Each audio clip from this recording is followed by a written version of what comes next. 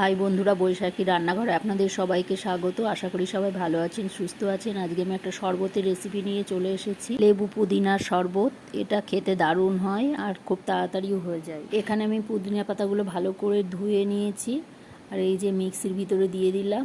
পুদিনা পাতা দিয়ে একটা লেবু দিয়ে দিলাম, পরিমাণ মতো লবণ দিয়ে দিলাম, বিট লবণ দিয়ে দিলাম, চিনি দিয়ে দিলাম, দিয়ে আর এখানে জল জিরা দিয়ে দিলাম, আর একটু ঠান্ডা জল দিয়ে দিলাম।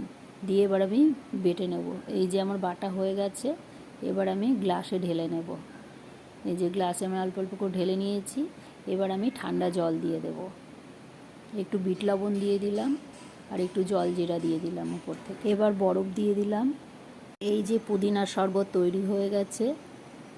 এই রেসিপিটি কেমন লাগলো অবশ্যই কমেন্টে সবাই জানাবেন। পুদিনার শরবত খুব তাড়াতাড়ি তৈরি করা যায়। এই গরমে একটু স্বস্তি পেতে আপনারাও বাড়িতে বানিয়ে ফেলুন পুদিনার শরবত। খেতে কিন্তু দারুণ।